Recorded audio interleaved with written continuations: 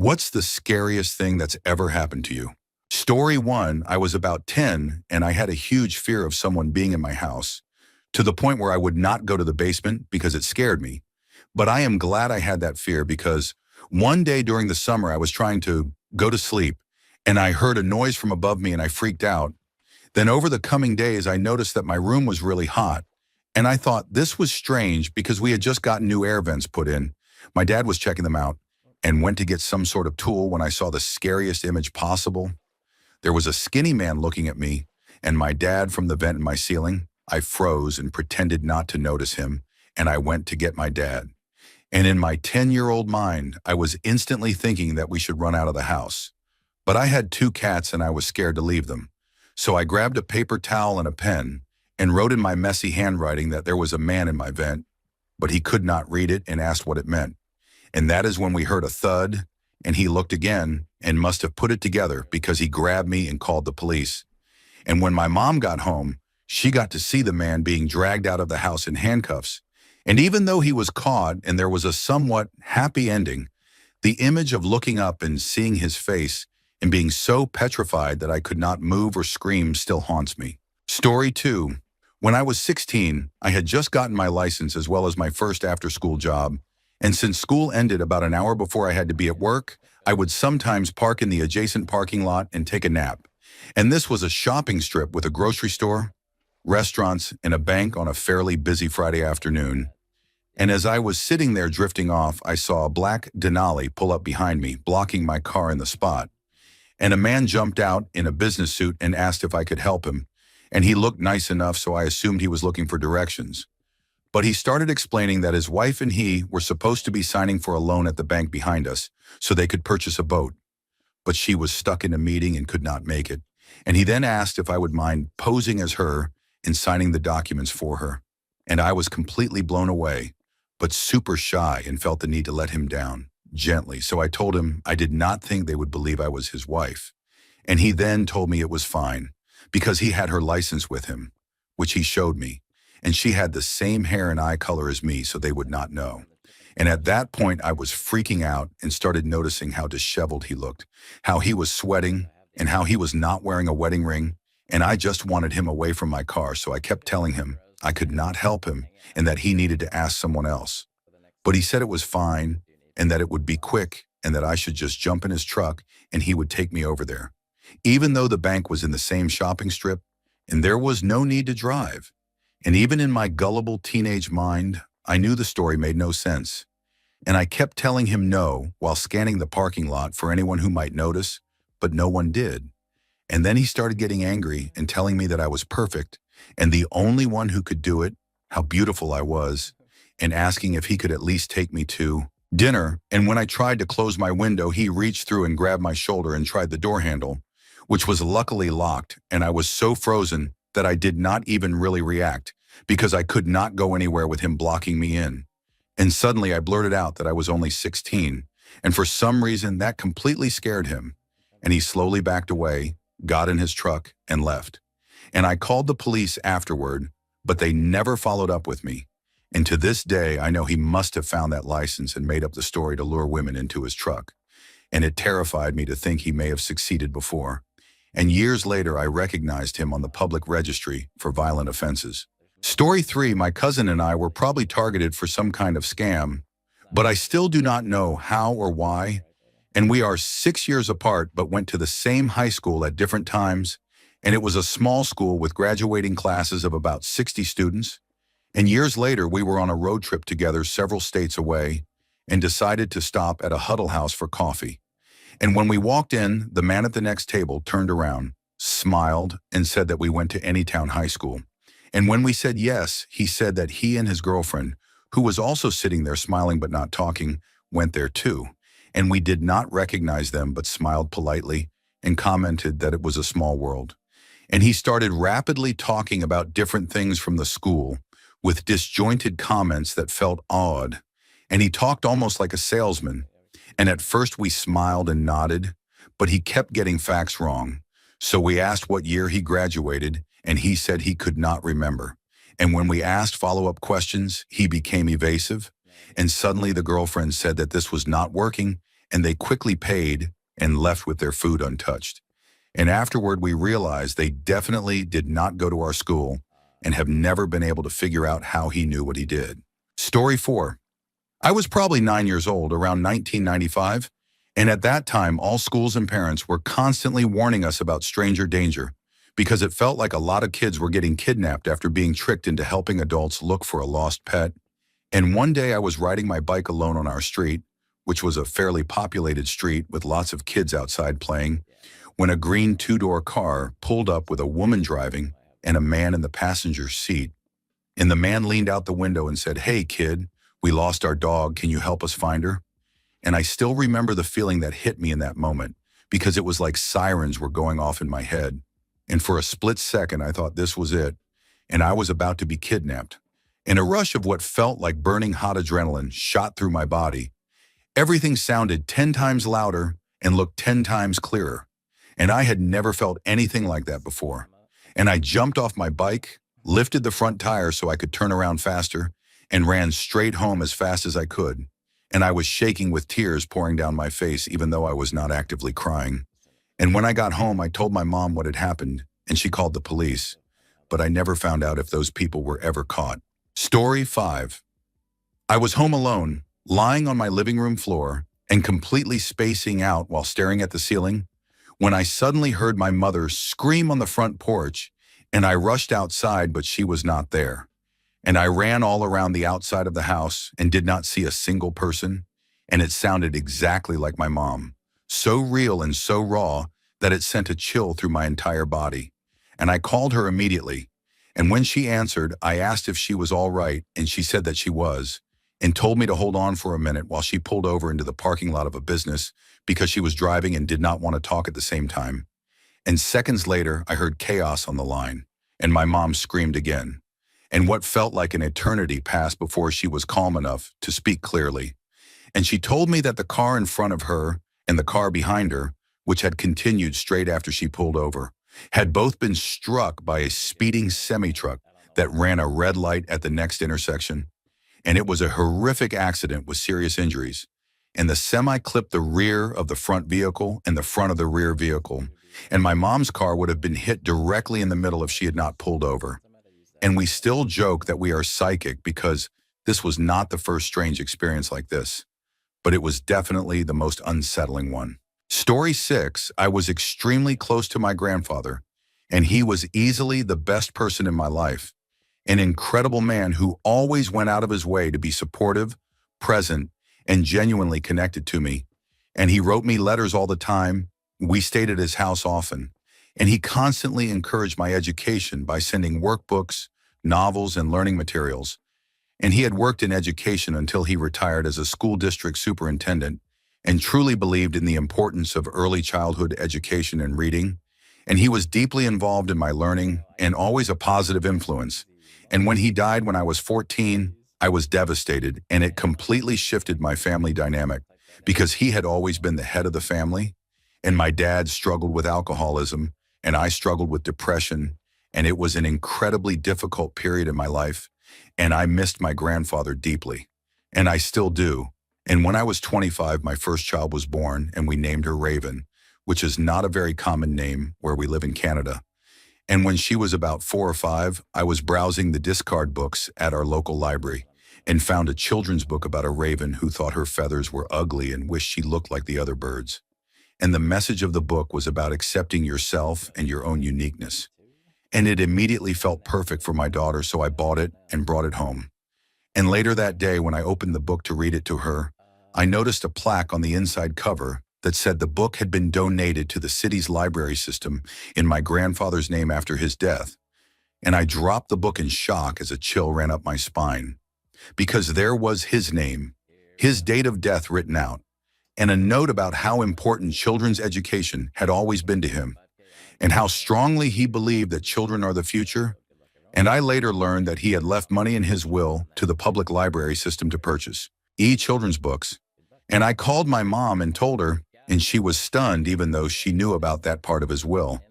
And the fact that I randomly picked up a book about a raven, my daughter's name, with a message identical to what my grandfather had always taught me, donated by his estate 15 years earlier, on the exact day it was put out for sale, and only discovered the plaque once I brought it home, felt impossible to explain.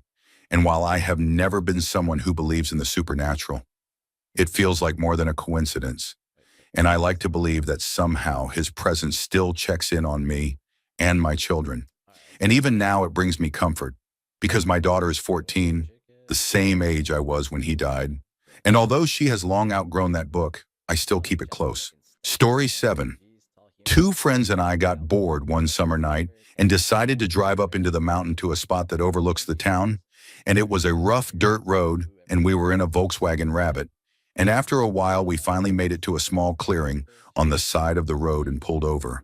And there were no houses on that road for miles, and we did not see any other vehicles the entire night. And we got out of the car, and it was pitch black except for the lights of the small town far below us in the distance. And we were casually talking as we stepped out, when something caught all of our attention at the same time. And we turned and saw this thing running through the woods about 30 feet from us. And it looked like a person, except it was glowing. Glowing the same way those glow in the dark stars you stick on a ceiling do. And we stood there watching it run while pushing branches out of its way. And without saying a single word, we all got back into the car and drove off in complete silence. And about 30 seconds later, one of us finally asked what we had just seen. And as insane as it sounded, the only explanation we could agree on was that we had seen a ghost, and all three of us agreed. We saw the exact same thing. And a couple of years later, I was talking with the older brother of one of my best friends and casually brought the story up, expecting him to laugh. But instead he looked shocked and asked if I was serious. And he told me that one of his high school teachers had claimed to see the exact same thing run across that same road late one night, which made me feel a lot less crazy. Story 8. I was home alone sleeping when suddenly I felt a presence crawling up onto my bed. And I could hear the sheets moving and feel the mattress sinking, while I heard a soft laugh growing louder and more intense as it got closer to me. And when it felt like it was right next to my ear, I woke up. And as I turned my head to see what was laughing at me, I saw a vague figure hovering over me, and it erupted into the most aggressive laughter I have ever heard while violently shaking my bed, and my head felt like it was rattling from the force. And I wanted to scream, but I could not even find the strength to turn my head away. And I felt terrified and angry at myself for being frozen and unable to defend myself from something that felt like it was tormenting me for minutes. And when I finally gathered the strength to fight back, it vanished from the room with its laughter echoing. And later I learned that I have schizophrenia. And this was the first of many hallucinations that followed me through my late teens and into my mid-20s. And with therapy and recognizing early that it was mental illness, I was able to remain mostly stable. And that was over 15 years ago. And things have improved, although episodes still happen during periods of intense or prolonged stress. And before this incident, I already suspected something was wrong because I had experienced auditory hallucinations like hearing familiar voices when no one was there, hearing loud foghorn-like sounds at home, distant conversations in empty rooms that stopped when I entered, constant static noise, and even remembering conversations that never happened. But this was my first fully immersive sensory hallucination, and others followed, especially when trying to sleep, sometimes daily and sometimes weeks apart. And it made me understand how easily paranoia can take over when reality becomes unreliable. But I was fortunate because I was already in therapy for depression and post-traumatic stress disorder caused by severe abuse from my alcoholic father, his family, and my older brother, including an attempted act of sibling violence when we were children, which meant my stress levels growing up were extremely high. And thanks to counseling techniques, I immediately brought this to my doctor because seeking help is essential. And those coping strategies made the condition manageable. And yes, this experience was also sleep paralysis, something I had before, but never fully awake. And this time I was conscious with my eyes open and could feel its weight, breath, and even smell something like cherry medicine. And for clarity, the voices never told me to harm anyone, only to criticize me. And it was not carbon monoxide poisoning because state law in California requires detectors in every home. And mine was located only a few feet from my bed. Story 9. I worked at a Subway during a time when a serial robber was hitting multiple Subway locations each day and becoming increasingly violent, and I happened to work at what was considered the easiest target of them all, a location with only one employee at night, not inside a shopping center, set back from the main road with a small parking lot surrounded by trees, and the police would actually come by at night to check on me because they were convinced it was going to get robbed. And one night a guy came in and started fidgeting with the front door, saying he thought something was wrong with it before brushing it off and saying it was fine. And he was very nice, but started asking strange questions about what time I got off work with all the robberies happening. And I felt uneasy and lied about leaving later than I actually did. And later that night, when I armed the alarm and tried to close the door, it would not close at all. The alarm went off and police rushed into the parking lot, and one officer examined the door and found a very small magnet placed there to keep it from closing, meaning someone had intentionally set it up so I could not lock the door. And during all of this, a car slowly drove past the store, but everyone assumed it was just someone checking to see what was happening. And a few days later, they caught the robber, and it was that same man. And when I saw footage of his car, I realized it was the exact car that had driven by while I was still there with the officer. Story 10. If you are not familiar with the Ever Dream This Man website that circulated several years ago, it featured an image of a balding man and claimed that millions of people saw him in their dreams. And this matters later, because when I was 12, I used to sleep with my bedroom door open, and I also suffered from insomnia, waking up multiple times each night, and my bed was against the wall, so I would either sleep facing the wall or looking out into my room. And one night I woke up as usual facing the wall and turned over to change positions. And there was a face floating in my doorway, staring directly at me with a slight grin. And I immediately turned back around in pure terror, too afraid to do anything except close my eyes and hope I fell asleep again, which I somehow did, and at the time I did not know about that website. But later when I saw it, I realized the man looked disturbingly similar to the face I saw in my doorway. And a few months after visiting that site, my dad called my brother and me into the living room and asked who printed out a strange image he found. And when he showed it to us, it was the exact image from that website. And I know for a fact I never printed it, and no one could explain where it came from. And I remember feeling absolutely terrified because that face was still burned into my memory, and I was convinced it was somehow connected. And even though the website later turned out to be a hoax, I have slept with my door closed ever since, and the memory has never fully left me. Story 11. My aunt's husband always gave me a deeply unsettling feeling, the same feeling he gave to all the younger girls in our family. But I never told anyone, and one day I went into the kitchen of their house to get a glass of water while he was outside in the backyard drinking a soda. And as I stood there, I could feel him staring at me in a way that made my skin crawl. So I did not even finish my water and ran out of the room. And later that same day, I tried to take a shower and was in the bathtub using a new bath product. And I believed I was home alone because everyone else had gone out to dinner and I stayed behind due to severe cramps. And suddenly I heard footsteps and panic set in. And I rushed into the shower and grabbed a bottle of shampoo without thinking. And moments later, he forced the door open while holding a rope. And when he pulled the shower curtain back, I sprayed him with shampoo and ran out wrapped only in a towel. And I fled to my friend's house next door and called the police.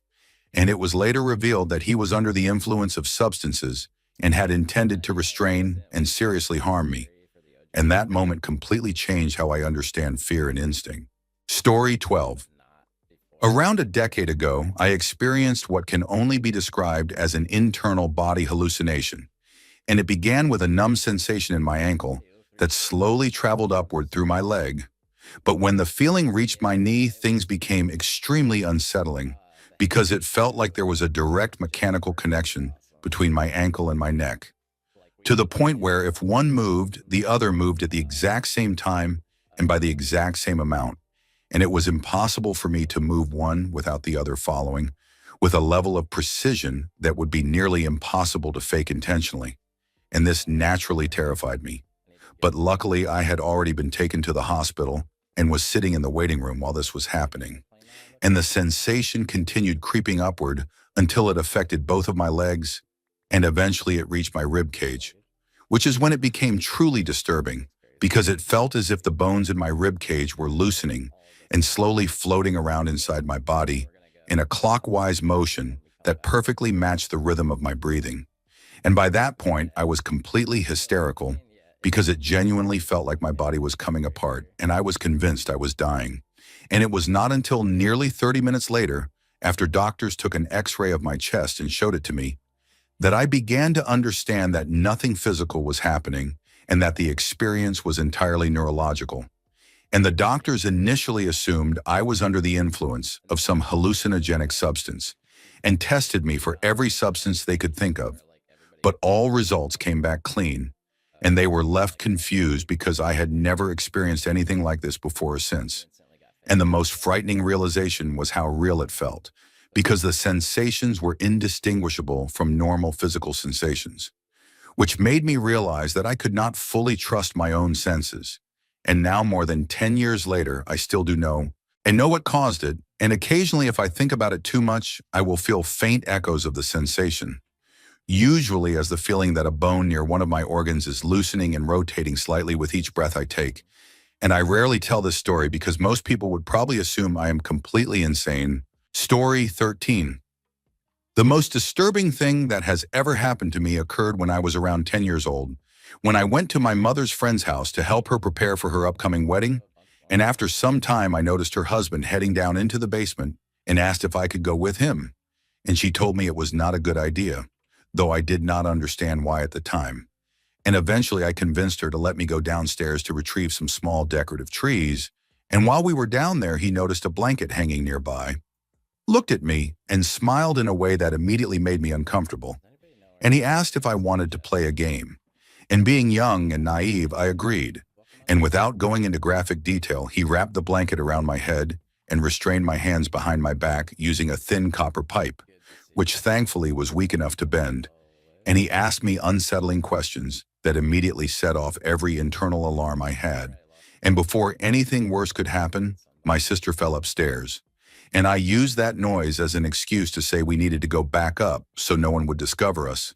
And I broke free, removed the blanket, and ran upstairs.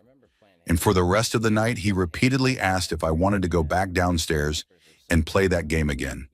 And I kept saying no until my mother finally came to pick up my sisters and me. And years later, my mother asked if that man had ever done anything inappropriate to me, and I told her everything. And not long after, he was arrested in Florida and brought back north to face charges. And I later learned that another victim had come forward, which likely saved others as well. And looking back, I am convinced his wife knew exactly what kind of person he was, which makes the entire experience even more unsettling. Story 14. A few years ago, we had a cat who was an outdoor cat at the time, and he would spend his days playing in the field and barn behind our house, and I was usually the one who fed him. And whenever he wanted food, he would come to the door and meow until I went out the side door to the patio to set it down. And one night he came to the door as usual, and we gave him his food, and I assumed he ran around to the side door to meet me. But when I stepped outside, he was nowhere to be seen. And by that point, it was around 11:30 at night and almost completely dark. So I grabbed a flashlight and headed toward the patio. And suddenly I was overwhelmed by an intense feeling of dread, and I froze in place, unable to move or see clearly, only able to listen. And eventually I managed to back myself up against the wall of the house, and I heard something moving ahead of me. So I turned off the flashlight so whatever it was would not see me. And at the edge where the ground disappeared into darkness, I saw two legs walking past.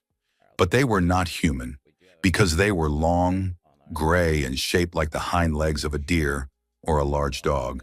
And the closest comparison I can think of is the werewolf legs from the Harry Potter films. And it could not have been a person because of the shape, and it could not have been an animal because there were only two legs. And they calmly walked past me and disappeared behind the shed.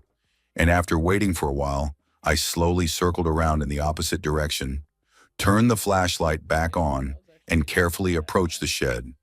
And suddenly a small orange kitten that I recognized as belonging to our neighbor walked around the corner, looked at me, meowed, and sat down on the patio. And I felt an overwhelming sense of relief and went back inside after setting the food down. And to this day, I have no idea where my cat went or what I saw that night, but the fear I felt in that moment was very real. Story 15. My younger brother has Down syndrome, and because of the anxiety, behavioral challenges, and other medical issues he takes medication about 4 times a day. And because this has always been such a normal part of our lives, my entire family, including my younger brother himself, knows never to mess around with medication. And one night my parents were away on an overnight trip, and my 2 younger brothers and I were left home alone with me in charge. And when it was time to give him his medication, he told me he had already taken it. So I asked my other brother if he had given it to him, and he swore that he had not. And because medication was such a serious matter in our house, and everyone knew better than to lie about it, I believed that both of them were telling the truth. So I asked my brother who had taken the medication to describe the person who gave it to him. And he said it was a tall man with dark hair who looked mean. And I did not think much of it at the time, and assumed he was just messing around. So I fed my brothers dinner and put them to bed. And about 2 hours later, when I was getting ready to sleep, I noticed a strange, muddy footprint right in front of the door, which unsettled me a bit, but I still went to bed. And later that night, I woke up suddenly, and I swear I saw a tall, dark-haired, mean-looking man standing in my bedroom doorway. And it remains the most frightening thing that has ever happened to me. Story 16. I was at church for a Christmas service, and everything was going normally until an older man who had been attending our church for a couple of years suddenly started yelling about sin and the end of the world. And while I am Pentecostal and used to expressive preaching, something about him felt deeply wrong, because I had heard every type of preacher from soft-spoken to screaming, and this man did not sound like any of them. And he began pointing into the crowd and accusing specific people of committing specific sins, and then started physically dragging people to the altar to pray the sin away. And that is when the elders intervened. And I was terrified and afraid he would drag me too. So I knelt down in my pew and prayed silently for protection. And then suddenly he knelt beside me and begged me to tell the elders that he was fine, which terrified me even more. And I got up and went to sit with my father. And as the elders continued trying to calm him down, my cousin came to get me and told me to go to the church kitchen, because he had taken it upon himself to escort all the children, youth group members, and visitors out of the sanctuary. And after some time, my mother came to check on us and then went back inside. And later, a teenage friend who had stayed behind came and told me that my mother had checked on me because the man, who was actually in his 40s, was now walking through the church demanding that the elders stop hiding me, because God had told him I was going to be his wife and that nothing could stop him from taking me. And that terrified me beyond words. And we were then escorted to my future sister-in-law's house with the rest of the children and youth group, because he did not know where she lived, and the elders were afraid he might seriously hurt someone. And they eventually restrained him and sent him home, where his condition continued to worsen, and he began claiming he was Christ. And his family eventually sent him back. K2, his hometown in the southern part of the country, where he stayed for about a year. And after that, I never felt safe in that church again. And I developed anxiety from the experience and still cannot close my eyes to pray in that building, which breaks my heart because I grew up there. And when he eventually returned and I saw him again, I had a panic attack and they stayed in the van crying. And to this day, I have never felt fear for my life the way I did then. And even now, years later, I am married with a child, attend a different church, and still struggle to pray with my eyes closed for long periods of time. Story 17. I work night shift in a hospital, and my department is located in the basement next to the morgue. So it is safe to say I am used to strange things happening, like objects falling off shelves with no one around, or lights flickering even though we are on generator power. And none of that really scares me because I do not truly believe in ghosts. But one night a few weeks ago at around 3 in the morning, I heard a loud, horrifying scream come from the hallway right outside my area. And it sounded like a woman shrieking in absolute terror, like something straight out of a movie. And it lasted for about 2 to 3 seconds before abruptly stopping, and the silence that followed was complete and unsettling. And I waited for footsteps, voices, or any sign that someone had collapsed. But there was nothing. And after a moment, I asked my coworkers if they had heard it too, or if I was losing my mind. And they all confirmed they heard it as well and had simply been stunned into silence. And I checked the hallway, which is long and straight, and there was no one there. and there was no way someone could have escaped without being seen or heard, because all the doors were locked due to it being night shift. And to this day, I have no explanation for where that scream came from. But it was bone-chilling, and whatever made that sound felt like something that had just witnessed death, and even now I can still hear it in my head. And while I am not easily frightened, that experience still deeply unsettles me. Story 18. Last June, my horse died in a tragic and horrific pasture accident, and by the time she was found, she was already gone because she had bled out within minutes. And after her body was removed, I went out to her pasture just to be there and process everything. And every other horse slowly came up to the fence one by one, as if offering condolences. And then suddenly all of the horses turned toward the west, which is traditionally associated with death and the setting sun.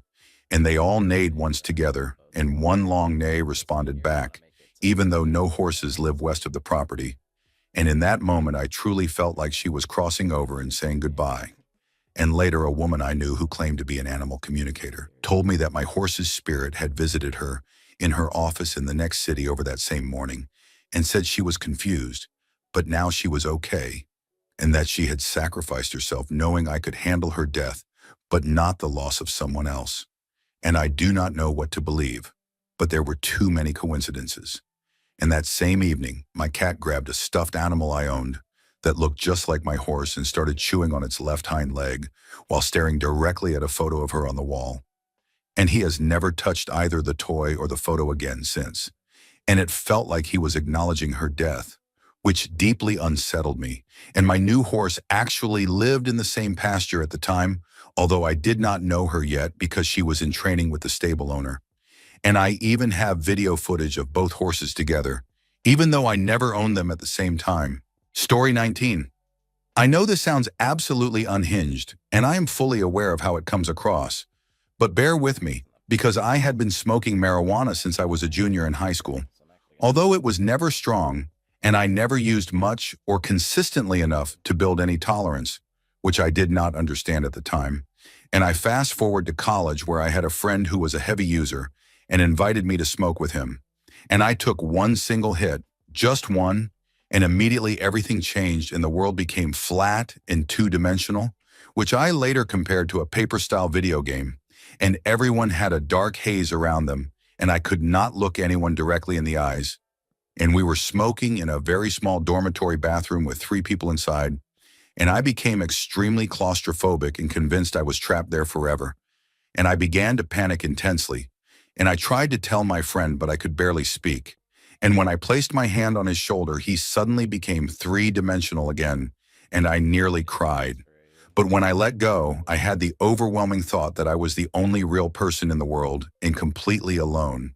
And then it felt like my consciousness left my body through the top of my head, and I saw myself sitting alone in the bathroom while the room floated through endless black emptiness. And I had to crawl out on my hands and knees and lie on his bed for about an hour, unable to remember what was real. And when he left to get groceries, I repeatedly asked the other friend if what I was seeing was real. And eventually I calmed down enough to return to my dorm. And apparently I stood next to my roommate's bed talking nonsense for over half an hour before collapsing into sleep. And the next morning, my roommate told me I had come home babbling and riding my skateboard around the room. And I have no memory of the entire month that followed, not a single detail. And although I still use marijuana occasionally, I am extreme, like cautious now. But part of me keeps thinking that my consciousness slipped into another reality that night. And later, I even lost my sense of smell. And sometimes I am terrified that I am slowly fading and will wake up somewhere else entirely. And there are nights when fear keeps me awake until exhaustion takes over. And I am still trying to understand what happened and work through it. And I honestly do not know if I will fully make peace with it. But I wonder if anyone else has experienced something similar, with substances or without. Story 20. My story may not be violent, but it is easily one of the creepiest things I have experienced, because about 1 year ago, I was getting ready for school while my mother was in the kitchen and my baby brother was in the living room. And my stepfather was away on a business trip. And as I was brushing my teeth, I heard a very deep male voice clearly call out to my baby brother and say, "Hey, Reese, come here," pronounced like rice. and I immediately froze, put my toothbrush down, looked into the hallway, and then looked at my mother. And she asked if I heard it too, and I simply said yes.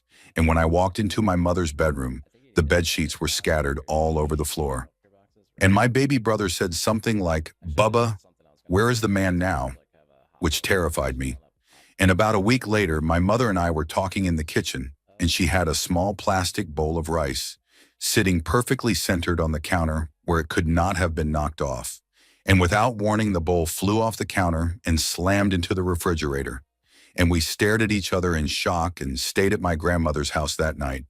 And more recently, just a few days ago, I was home alone for the week, and it was around 1 in the morning, and I was in the living room playing video games because the television there was newer. And suddenly my bedroom light turned on by itself, and I panicked and thought someone was in the house. So I went to my mother's room, opened the gun safe, and took out a handgun. And when I opened my bedroom door, I swear I saw a man sitting in my room. And I fired once, blinked, and he was gone. And the police were called, and they did not really believe what I told them.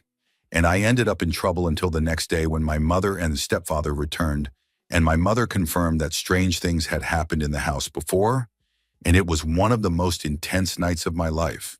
Story 21.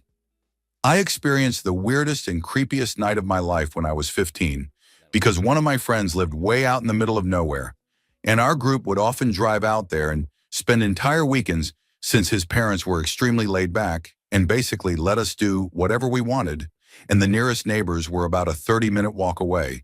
So no one ever complained about the chaos, and about an hour from his house, there was an old abandoned home with rumors that a husband had killed his family there and was never found.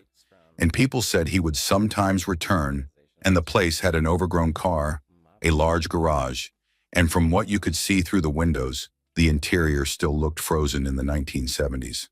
And one night, one of our friends suggested breaking in and looking around. And although I was hesitant and we were all tipsy, I eventually agreed, and he smashed a side window and let us in through the front door. And inside there was mail scattered everywhere, an old piano in the corner, and it looked like the house had been abandoned in a hurry, and he suggested we split up to explore. And since I was the only girl, I felt like I had something to prove and agreed. And the house was massive with only 4 of us total, so we became separated very quickly. And I ended up in what looked like a teenage boy's bedroom with only a mattress on the floor, a few posters, and some hoodies in an open closet. And while I was standing in the far corner, looking at one of the posters, I heard my friend call my name. And when I turned, he was standing in the doorway, looking terrified and telling me we needed to leave. And as I walked toward the door, I passed the window and froze because all 3 of my friends were standing outside in the driveway, including the one who had just been in the doorway. And when I looked back toward the doorway, I saw the shoulder of whatever had been standing there casually walk out of the room. And I panicked and ran as fast as I could down the hall, down the stairs, and out the front door. And my friends were nearly crying because even though I thought I had only been inside for about 10 minutes, nearly 2 hours had passed, and they swore they had gone back inside multiple times to look for me, but could never find me.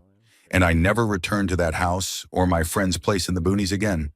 And even though it makes for a terrifying campfire story, we do not talk about it anymore. Story 22. We used to live in a 2-story duplex-style building that also had a basement suite, and the main entrance led to our neighbor's door, as well as a staircase up to ours, and that door could be locked from the outside and inside. But it also had a hook-style lock at the top that could only be secured manually from inside. And one night my siblings and I were home alone while our parents were attending a funeral. And it was late, and we were eating dinner when suddenly someone started violently banging on our door, and the sound was so aggressive that it terrified all of us. And right after the banging, the doorknob began rattling urgently. And since I was the oldest, I looked through the peephole, but the hallway light was off and I could not see anyone. And the banging continued, and my parents were not answering their phones. And I was trying to calm my siblings down while deciding whether to call the police, and then everything stopped for about 20 minutes. And when our parents finally returned, my father could not get in through the main door because the hook lock was secured, which meant someone had locked it from the inside. And the strange part is that my father is always the one who locks everything at night. Our neighbors had been on vacation for about 2 months, and none of my siblings or I had gone downstairs to lock it. And the man in the basement suite does not have access to that entrance because he has his own door. And to this day, none of it makes sense, and it still deeply unsettles me. Story 23, last October. I completely lost my grip on reality for a short period of time, and it started with horrific nightmares that lasted for about a week. But somehow the waking hours were even worse, because I constantly felt like something was watching me, and I would catch glimpses of shapes or silhouettes out of the corner of my eye that I knew did not belong.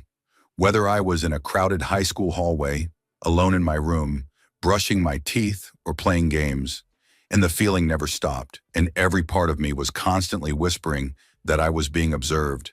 And when I slept, the nightmares grew worse each night, and the most disturbing one felt like I was underwater, with that muffled sensation and sound.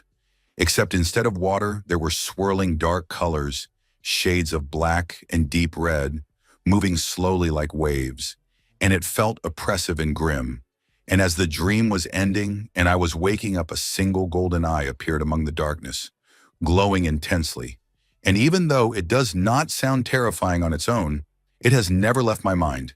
And not long after, I experienced what I can only describe as a waking nightmare while talking to friends online, where I suddenly found myself staring into a mirror in my mind and saw a humanoid shape with my features, but completely pitch black except for bright white eyes. And on its forehead was that same golden eye symbol. And the image disturbed me so badly that I slammed my hands on the table repeatedly just to force it out of my head. And when everything finally stopped, I became obsessed with it, dreaming about it again and again, and almost wanting to return to that state even though it made me sick. And now, nearly a year later, writing this has brought those thoughts back, and the obsession still lingers in a way I cannot fully explain. Story 24. I am 99.9% sure that I encountered my doppelganger, and the lingering 0.1% doubt only exists because I was not instantly destroyed on sight, like some theories claim.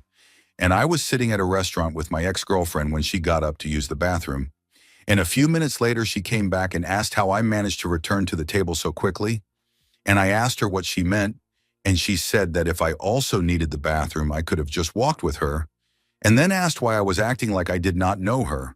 And I was completely confused and told her I never left the table and had been sitting there the entire time. And she laughed and accused me of messing with her and asked again how I got back so fast. And according to her, I followed behind her toward the bathroom and then ignored her when she made a flirty comment as I walked into the men's room. And I insisted again that I never moved. And she said that if it was not me, then it had to be someone who looked exactly like me. So I looked around the restaurant, which was small, and about 6 booths away, I saw a man sitting alone who looked virtually identical to me. And when he looked up from his phone and our eyes met, we both froze with the same confused expression, because it was like looking into a mirror, from our eyes to our facial hair, to our hairstyle and even our build. And if I had sent him home instead of me, my family would not have known the difference. And the look on his face told me he realized it too. And I sat back down and told my ex how strange it was. And when I pointed him out, she stood up, looked, sat back down, and said, "Holy crap, that is literally you." And he left before we did, and I watched him walk out. And since I am about 6'3" tall, I noticed he was roughly in the 6'2" to 6'4" range. And even though I know it was probably coincidence, it was one of the strangest experiences of my life. Story 25. I am probably too late to tell this one, but I like sharing it. And a friend and I decided to meet at a gym outside our town because it stayed open much later than the one we usually went to. And for some reason, we wanted a late workout, which meant we were exercising around 12 at night. And when we finished, my friend went straight home while I stayed behind to shower. And afterward, I walked out to my car, and the parking lot was completely empty and pitch black. And as I pulled out a car, suddenly came out of nowhere and cut me off. And without thinking, I rolled my window down and shouted some angry words. And immediately the car made a U-turn and started following me. And at first I thought it was coincidence. But every turn I made, it stayed behind me. And I could only see 2 headlights in the darkness. And I started to panic because we were surrounded by farmland with no other cars on the road. And to be sure I was not imagining it, I made erratic turns that made no sense, and the car still followed, and completely terrified. I made another mistake and pulled over to confront the driver, and the car stopped about 20 feet behind me, and I walked toward it trying to sound tough and demanded to know what they wanted, and when the door opened, it turned out to be the same friend I had just gone to the gym with. And he explained that when he left, he realized he did not know the route home in the dark, so he decided to follow me, assuming I knew it was him and thinking it was funny that I believed he was someone dangerous. Story 26. When I was a freshman in college, I lived on an all-girls floor, and one day I went to shower in the communal bathroom, and while I was in the shower and reached down to grab my shampoo, I noticed a pair of feet in the stall to my right, wearing what were clearly men's shoes, and trying not to panic or assume the worst, I ignored it. But when I bent down again, the feet were now in the stall to my left. And feeling uneasy, I stood up and pulled the shower curtain closer around myself. And then I heard the stall door open on the left and footsteps move back to the stall on my right. And at that point, I froze in fear because whoever it was seemed to move every time I bent down. And then a head began sliding under the stall wall, and I screamed. And the person immediately ran out of the bathroom. And afraid of being attacked when I exited, I stayed in the stall for about 15 minutes before leaving, wrapped only in a towel, and later I had to file a police report. And within a week, 2 other similar incidents were reported on campus involving girls being washed in the shower, but the person responsible was never caught. Story 27. When I was a senior in high school, I lived in the same apartment complex as my boyfriend. And one night around 3 in the morning, my boyfriend messaged me to come over to his apartment. And while I was half asleep walking toward his place, I noticed someone standing in front of the manager's office, which was directly across from my boyfriend's apartment. And my boyfriend was the son of the apartment manager. So in my tired mind, I genuinely believed it was him, especially because I saw the person open the screen door of the manager's office, and he had the same general build and height as my boyfriend. And I started calling out, "Hey," and waving for him to come over to me. And for some reason, the man actually walked toward me. And as he got closer, I realized with growing panic that he was a complete stranger. And when he was close enough, I told him that I had mistaken him for someone else. But I could not understand what he said back because he did not speak English. And instead of trying to explain further, I turned and ran straight to my boyfriend's apartment. And later that same day, a neighbor told me that when he was leaving for work around 3 in the morning, he had seen a man trying to open random apartment windows. And when the neighbor yelled at him, the man took off running. And it still scares me to think how close I came to something much worse happening.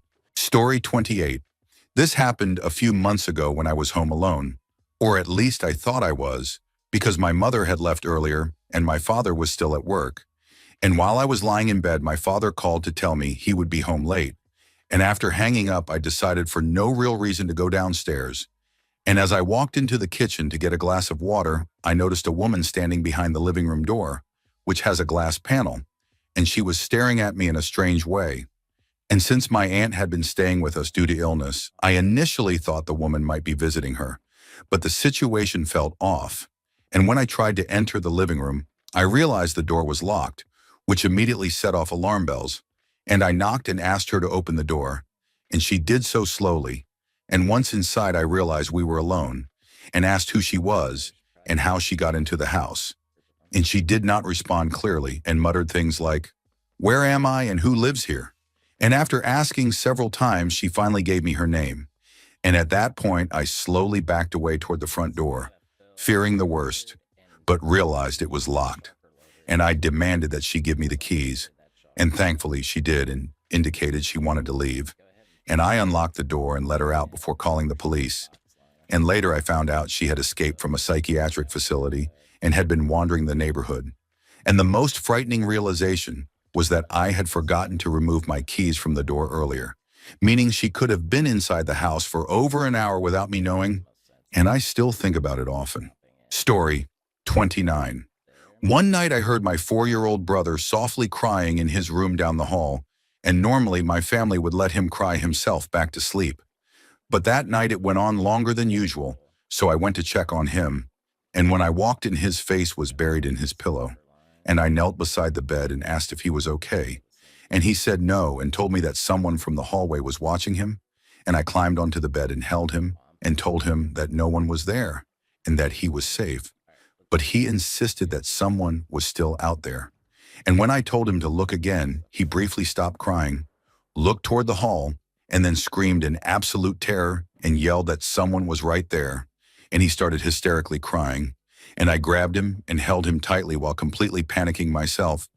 And when I looked into the hallway, there was nothing there. And as I tried to calm him down, I noticed an ugly stuffed frog sitting upright at the foot of his bed facing him. And I kicked it off the bed and told him that it was gone. But when he looked again, he screamed the same way, and I did not know what else to do. So I just held him until my parents arrived and were able to calm him down. And even though the entire incident lasted less than a minute, none of us were able to sleep that night. And I still do not know what he thought he saw. But I later learned something similar happened again after I had moved out. Story 30. This happened about a month ago on a very dark and cloudy night, and I was about to head upstairs before grabbing a late-night snack like I usually do. And as I turned off the last light in my kitchen, I walked through my nearly pitch-black house with only faint moonlight to see, something I do all the time even after watching scary movies because I am not easily spooked. And the last thing I always do is check for my cat if he is outside. So I opened the large glass sliding door, whistled, and looked for the glow of his green reflective eyes. And I did see eyes after my whistle. So like usual, I turned on the porch light and opened the door wider. And as the eyes moved closer, I briefly looked away toward my counter where I had left some wafer cookies, and I took a few steps away from the door to grab them. And suddenly I heard a sharp, deep bark from outside and assumed it was just a neighbor's dog. But the moment I turned back toward the door, I saw what looked like a hellhound sprinting straight at me, and my body froze as I slammed the door shut just as it reached the porch. And the animal smashed into the glass, barking violently and slamming its paws against the door. And it looked like a feral dog I had never seen before. And as it continued barking, I shut off the lights and ran upstairs. And it barked outside for nearly an hour while I lay awake listening. And eventually it left. But I did not sleep at all that night and stayed on the couch watching the door. And since then, I have changed my routine to turning off the lights and running upstairs as fast as I can. And I have not seen the dog again, but I did call animal control because I have no idea if it was aggressive or sick. Story 31.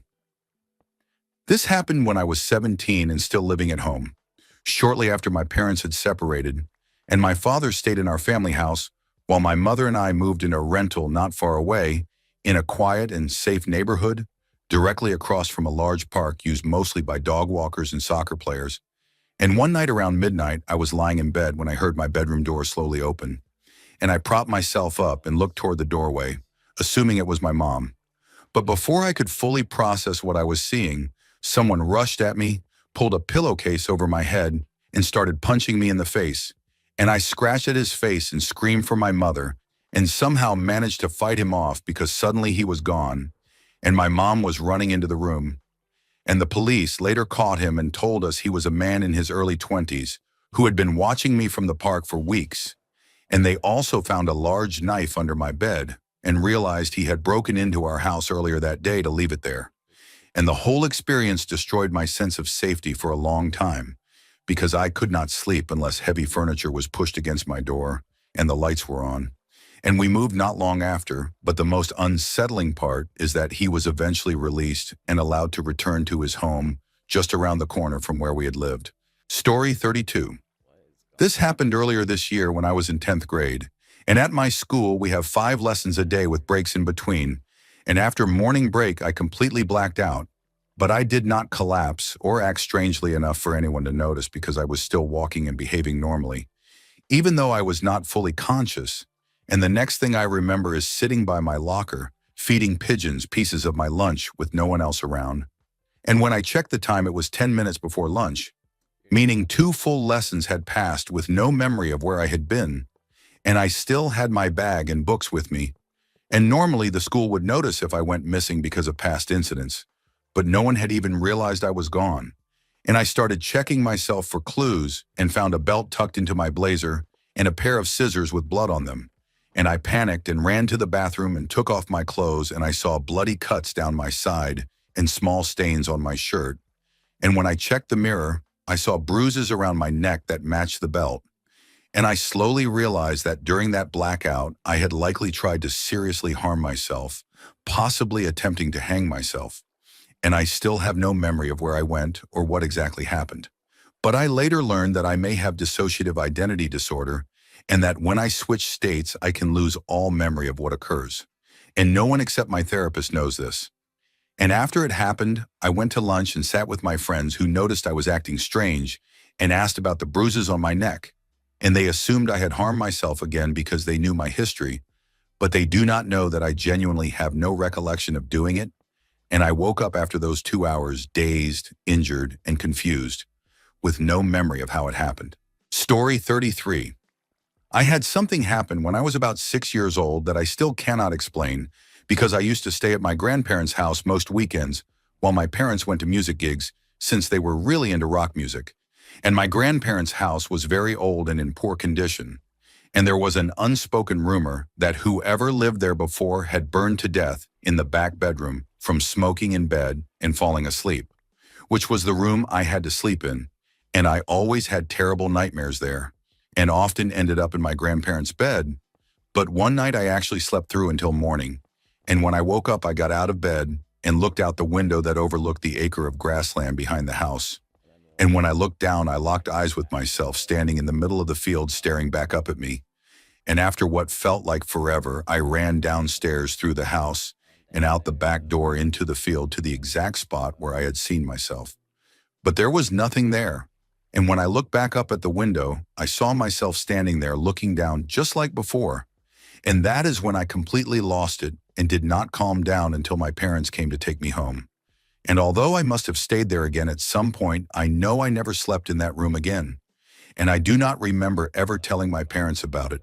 And even now I feel uneasy whenever I visit and have to go upstairs to use the bathroom. And although I challenge myself to go into that room, there is still a strange atmosphere that I cannot explain, even though nothing like that has ever happened again. Story 34. A few years ago, I was dating a guy who was a bit eccentric, and late at night, I would often hear him leave my bedroom and go into another room.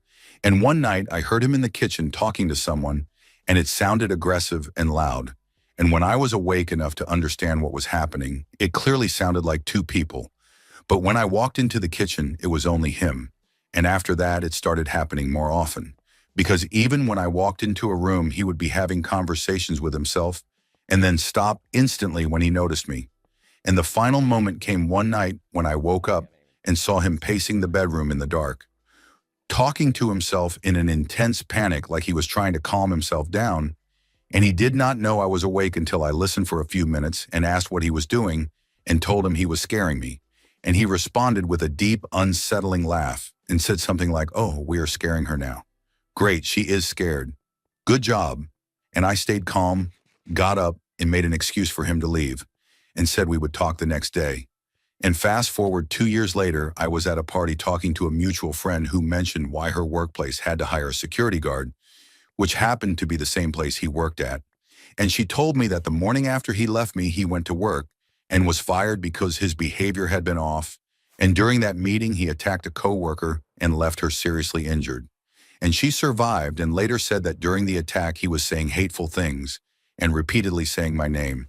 And I never told my friend that I knew him. But I still feel overwhelming guilt because the woman he attacked is on my social media, and I remember seeing her post about being hurt at work without knowing it was him. And I know that if I had reacted differently that night, it could have been me instead of her. And that guilt has never left me. Story 35. Last year in June, I had to retake some exams I failed in May. And since I had already moved out of my apartment, I stayed at my girlfriend's place on the 5th floor of a university dorm-style building. And after a few days, she went back to her parents' house because she passed all her exams, leaving me alone in the flat. And because it was a dorm, the doors did not lock automatically and had handles on both sides, so we always had to lock it manually. But that night, I forgot and left the keys on the kitchen counter. And I spent the evening normally and went to bed, which was directly in front of the entrance. And around 5 or 6 in the morning, I woke up and saw the front door wide open with the hallway lights on and a large shadowy figure standing in the doorway. And I was completely naked because it was extremely hot and lying on my stomach. and for several long seconds nothing happened. And then I calmly asked what they were doing there, and a voice replied that they just wanted to make sure I was not cold. And when I asked again, they repeated the same thing, even though it was extremely hot.